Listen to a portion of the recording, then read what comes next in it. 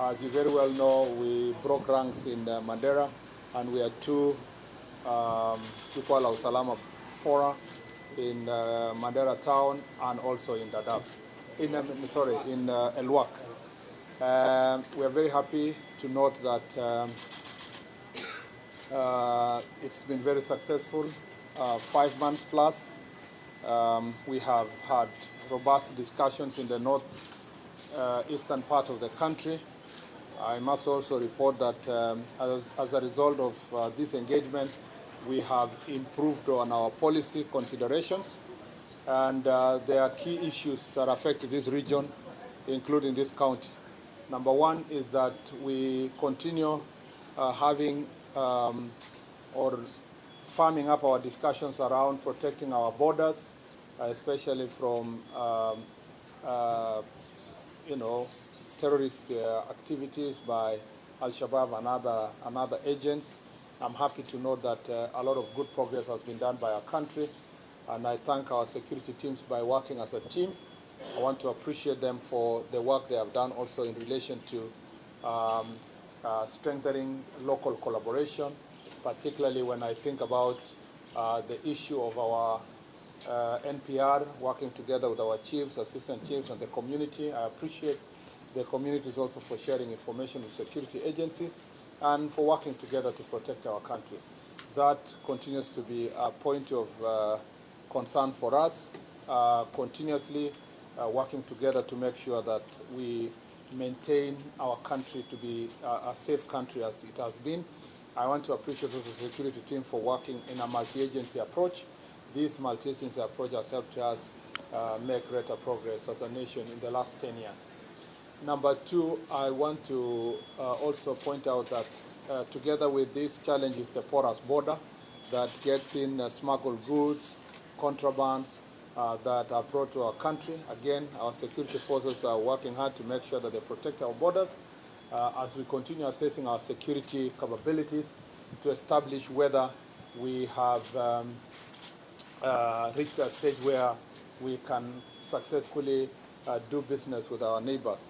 Until then, at the moment, our focus is to secure the nation from contraband goods, substandard goods, and harmful products that are brought to our country. The third issue that are of great concern to us is the question of dealing with land issues where they emerge, conflict on grass and water among and between communities. Again, our Ngao teams are working very hard to ensure that the communities are sensitized. We appreciate our elders. We are doing everything possible to ensure that we facilitate this forum where the elders can engage the local community so that then they can be able to avert any possibility of escalated conflicts, whether it is within the county itself, intra-clan conflict within the county, or with the neighboring counties of Isiolo, Tana River, Lamu, all the way to Wajir. We want to make sure that these teams, our communities are working together. As we discussed yesterday in Wajir, there has been a great progress in terms of inter-clan relations, and that has really provided greater security to our country. I think the last issue I'd like to mention is that alcohol and drug abuse in this county is not very high, but what is high is the pharmaceutical drugs that are abused, particularly around Dadaab and around towns like here, Garissa town. The security team are also working together with NACADA in a multi-agency way to make sure that these issues are addressed and that the main suppliers are apprehended, especially insofar as the pharmaceutical drugs are concerned. I think that those are some of the issues. We overall, in the northeastern part, I think that there is a very good progress, especially in protecting our critical installation. The security team is working together to make sure that the projects and the programs that are happening here are well protected. And our hope that is that the road between Lamu and Ijara is completed. And later, we, as government, plans to also construct the road towards Dadaab up to Liboi. The road that starts from Isiolo, Modagashe, all the way to Wajir, Samata, Ramu, until Mandera, is also ongoing, and the government is and the security team is providing good security to the contractors to make sure that these projects are completed. We recognize the interlink between the security and development, and one cannot exist without the other. Underdevelopment causing insecurity, you know, and where there is security, you can't develop. So they start egg and chicken scenario, and we work very hard to make sure that this is taken care of, good care of. Otherwise, I don't think much can be said. The rest is, oh, no, sorry, I forgot. The biggest issue here also we are following up is the question of refugees. The Dadaab refugee camp is facing severe challenges thanks to the reduction of global support, particularly from the United States, the USAID, and that has really put a lot of pressure insofar as managing the refugees is concerned, with reduction of food ratio. This poses a great challenge in terms of security sector and the management of refugee affairs. The discussion is not going on implementation of the Shirika plan. There was commitment by development partners that they would support Shirika plan by ensuring that there's integrated development. Dadaab now is a municipality, and the plan is to ensure that the Shirika plan is properly implemented. Our desire is to work together with the local community, county government, to see that the people of Kenya are getting commensurate development commensurate to the sacrifice they have made in hosting refugees, but also that the refugees are going to be allowed to access facilities that are shared with the local community, so that none of them will think that they are less developed than the other. So refugee affair issues is something we'll revisit. We'll visit again Dadaab, and we will have more meetings with the stakeholders, both in Kaguma and Dadaab, to make sure that the question of the Shirika plan and integrated development is properly followed through, and to ensure that the commitment by development partners are actualized. I thank you. I'll take 3 questions briefly. One question, the 3 of you. So, and the last one. Welcome to Garissa. My name is Faisal from Sector 4 miles from where we are, we have clan militias, land clan militias in Garissa, well known, financed and supported by politicians. What is the office doing now that we are nearing the election period to avert this situation so that it will not escalate? No, any criminal group, gangs, goons, are being dealt with. The security teams have been on them. They have briefed me accordingly that this is not a threat. It has been dealt with, it's been minimized, and that land issues remains a very difficult challenge here, because the communities and the clans have not really reached a stage where they have agreed on adjudication. And we encourage leaders to pursue processes of adjudication for this land, so that then it can help us to deal with the situation. And so the bigger issue is, how do we deal with land conflict, and how do we do proper adjudication to make sure that everybody can have their title, especially in the urban area. That will avert this issue of using goons and criminals to try to occupy people's land. And adjudication is one way we should continue working with the community, clans, and also the Ministry of Lands to see that that is dealt with. Yes. I'll very much appreciate if you give us an update on the National Policing Housing project. If you go around, you realize there are so many projects that have slowed. The two, you can give us a comment on the Kenya-Somalia security wall building. How far with it? Then give us a position on the Haiti mission. What's the situation of the missing of one officer, Benedict Kabila? I'll appreciate it. First of all, let me say that you started with what? You have asked too many questions. The housing project. Housing, you will hear also in the Jukwaa usalama, it's a big concern for the security team. Under the housing fund, 17,000 houses are going to be built for police officers to occupy. And that will include in Garissa and many other places. In the next few weeks, the IG can give us an update. Some of the houses have been built and completed, like, for example, the one that happened in Tarakaniti, Others are ongoing in different parts of the country. And the IG will give an update in a month or so of the areas that have been identified and the projects, institutional projects on housing our police officers have progressed. Remember also for the prisons in the country also there is a set aside 25,000 houses.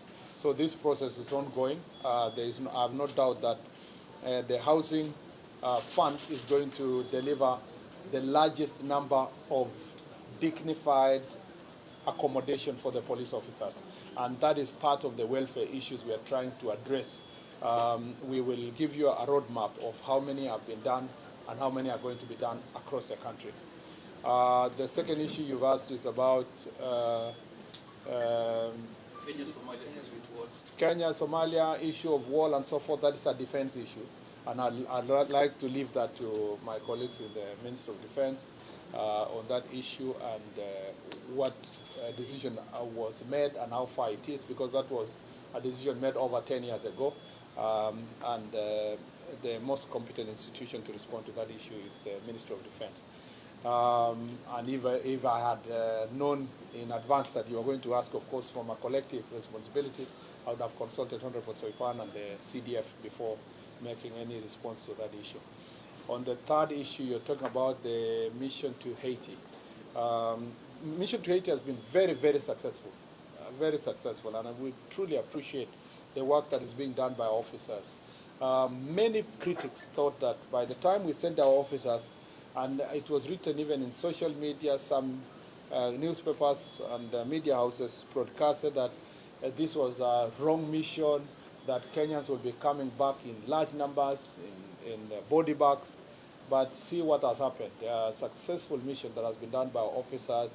They have secured critical installations in Haiti. The Haitians now are going about, for the first time, the Haitian children did the exams, successful national exams. They were able to secure the airport, which is now functioning. They have secured the communication mast in Haiti that is also functioning. They have secured also the issue of the police headquarters and the administrative unit. All the government square is now operational, and that the gangs, the leaders of the gangs, who are very terrible, are now in hiding, thanks to the work that has been done by our security forces. And imagine, this is just a small portion of the 2,500 forces that were promised. Kenya contributing over 700, and for that reason, the president is in New York, and he has been making a case of UN properly backing the security mission in Haiti and ensuring that the Haitian people can enjoy the relative peace they have enjoyed now across the country with greater support.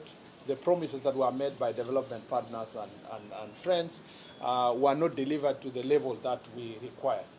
Unfortunately, in that mission, we lost three of our officers. One of whom is Mr. Benedict Kabiru. Mr. Kabiru lost his life in unfortunate circumstances that were actually not directly related to the shooting by those people. I think it was in the case of protecting colleagues, and the whole report is going to be made public by the IG, but the family has been informed. The National Police Service visited his family yesterday. It may have been, I saw some people raised concern that the message from the president went public before his family was visited. When that news was confirmed, the National Police Service dispatched a team to visit the family. But the synchronization of time made it such that by the time the president was making the statement, I think our officers had not reached the family. But eventually the family was visited, informed of this very unfortunate circumstance, and we continue condoling with the family of Mr. Kiberu. Necessary arrangements will be made to inform. The family has been informed of the circumstance under which he died, and all concerns surrounding his demise have been addressed with the family. What will be necessary will be made public in due course. Where is his body? That's why I've said those other details will be made public in due course based on the conversation the family has had with the Inspector General of the Police. And when the family will give us permission to give more details, we will do as much, because we respect the family. On the question of, I think, yeah, that's what the all questions that you are asked. The last one. Lastly. Shaban, you can have a second by Shaban, and then Seth, and then we close it there. You can ask the others during the forum. Huku serikali ikiendelea kupokea bunduki kutoka kwa majangili kama tunaona ripoti ya 27 jana. Jana pia kuna madai ya mashambulizi kutokea Kainuka, watu wawili kufariki eneo la Kainuka, na majuma kadhaa yamepita. Shule ya sekondari ya Kainuka pia ilivamiwa na kufunguliwa. Ningependa kujua habari ya hivi punde zaidi kuhusiana na hilo. Huku nikiangalia kuna mechi ya Mogadishu City na Kenya Police ambayo mlizungumza jana kwamba upelelezi umekwisha anza na Somalia kupitia ubalozi wake nchini kuomba msamaha. Je, katika mashauriano na Wizara ya Mashauri ya Kigeni ili kuhakikisha kwamba hali hii haiwezi kuleta mgogoro kati ya mataifa mawili kwa sababu ya kuchezea bendera ya nchi kama alivyosema Bwana Douglas Kanja, sijui serikali inashirikiana vipi kati ya wizara hizi mbili huku mkiendelea kufanya kwanza ningependa kusema kwamba tangu tuanze operation maliza uhalifu katika North Rift tumepata success kubwa sana. Tumeshukuru sana maafisa wetu wa polisi wakishirikiana na wangao na wananchi kwamba kwa mara ya kwanza tumerudishiwa bunduki zaidi ya 200, jambo ambalo haijawahi fanyika siku nyingi, na sehemu ambayo hiyo imefanyika zaidi ni hapo Marakwet, West Pokot na Baringo counties. Tulikuwa pia kumetulia pale Kainuka, lakini shida ya Kainuka ni mara mbili. Kuna shida ya wizi wa ng'ombe na pia shida ya kupigania mpaka, na aswa inasitishwa zaidi na ile kupatikana madini pale, aswa gold ambayo imepatikana katika sehemu hiyo. Kwa hivyo ningependa kusema kwamba hiyo 3 complex issues, mambo ya gold, mambo ya wizi wa ng'ombe na mambo pia ya kupigania mipaka, ndio inarudisha uhasama kati ya jamii mbili ambazo wanaishi karibu na Kainuka. Kwa sababu hiyo imechipuka hivi majuzi, IG ametuma tayari timu yenye inaangalia hiyo maneno, na tutaongeza askari wa kufanya operation upande huo. Tutakapomalizana na kazi ambayo tunafanyika pale hapo Elgeyo Marakwet, West Pokot na Baringo, hiyo itasonga zaidi ifikie sehemu za Aro sub county, sehemu za Central, sehemu ya Amolel mpaka Kainuka pale, na tunataka kuwahimiza viongozi waendelee kushirikiana na polisi kuhakikisha kwamba wale ambao wanalete shida kati ya jamii wameshughulikiwa, na pia Wizara ya Madini tunajaribu kuwasiliana nao kuona kwamba wale wanafanya biashara ya madini sehemu pale pia wako na leseni ya kutosha na wanaangaliwa, ndio wengine wasitumie majangili kujaribu kuwatisha wenzao kwa minajili ya kujipatia riziki yao ama kwa ubinafsi wao wenyewe. Kwa mambo ya mpira kati na ile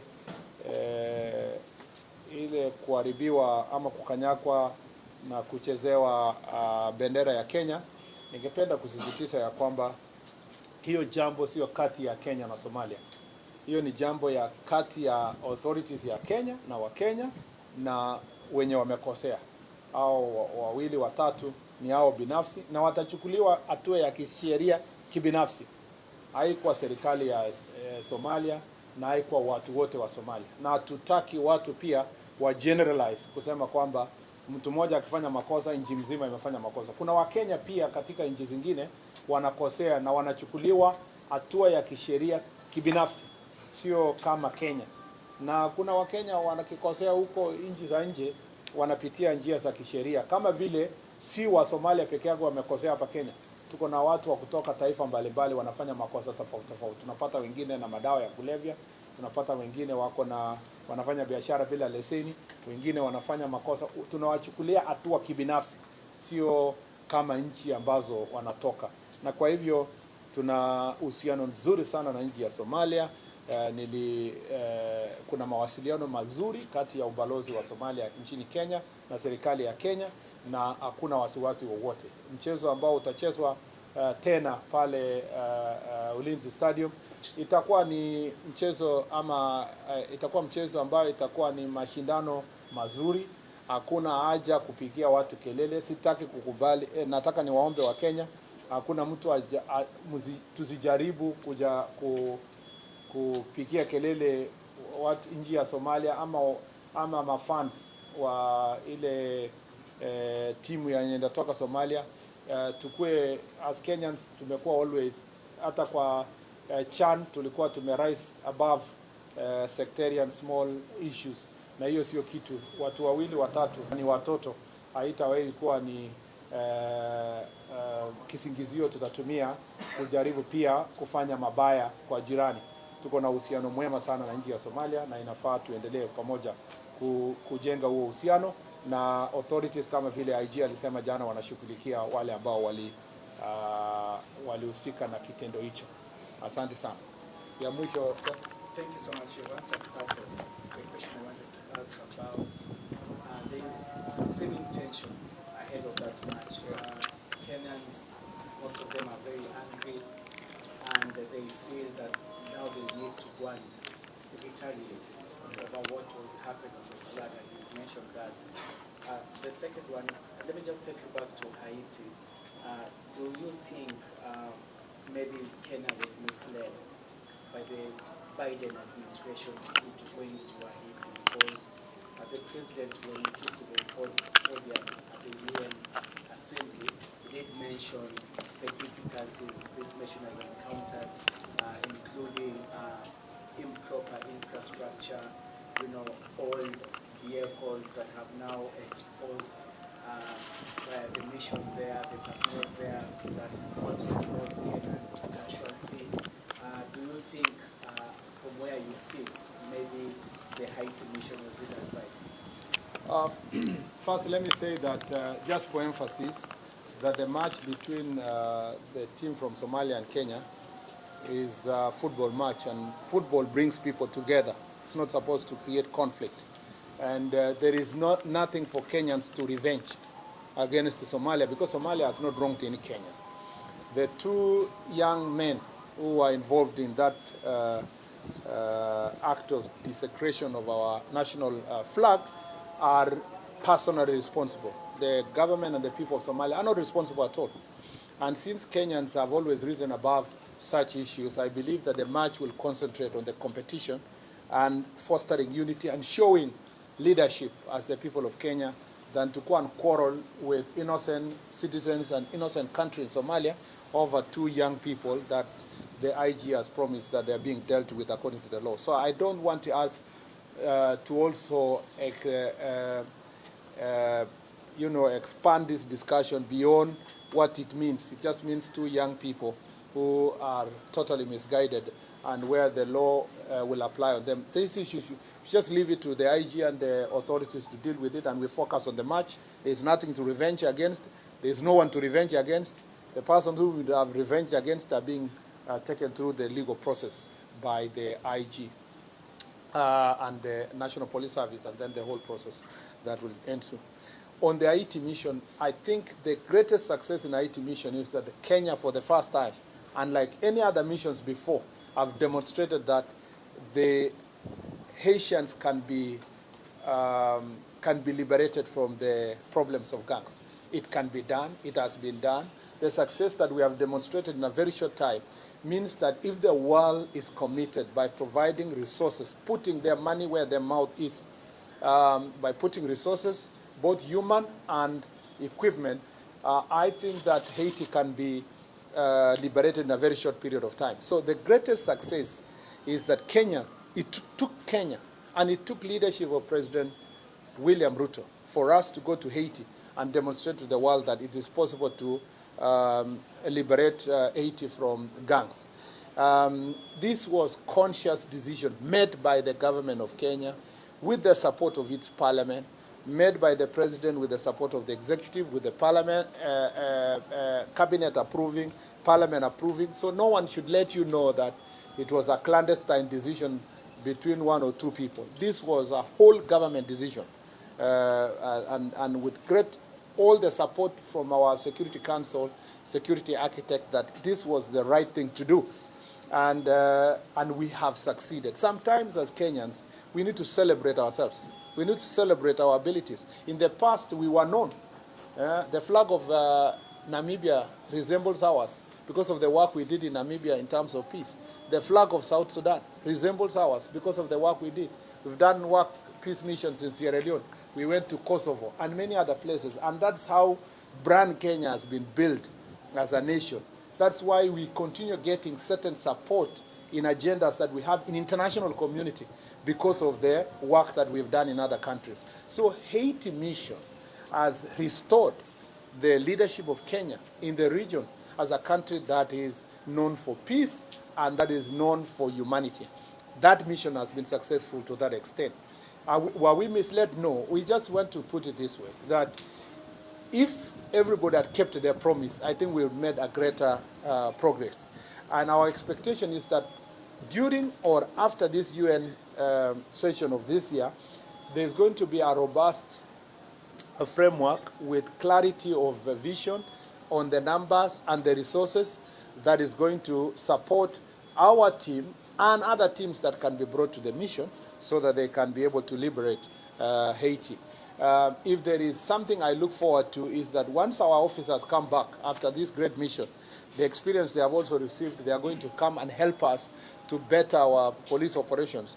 And some of those junior officers that are now providing leadership in Haiti, I can't just imagine how the experience they are getting is going to help them serve this country better as they rise in ranks and become leaders in the National Police Service in the future. So this also experience that they have gotten is going to be invaluable when they come back to the country in terms of plowing back using that experience for the betterment of our country. Asanteni sana. 1 minute. Tuonane Jukwaa. My name is Aisha. I'm acting female journalist here in Garissa County. I took it because it is you. Yeah, thank you. And mine, I don't have question to ask. Mine is to welcome you here in Garissa. Thank you. Home of well hospitality and the beautiful of Garissa County. Thank you. Thank you and welcome. Which media house do you work? I'm a freelancer.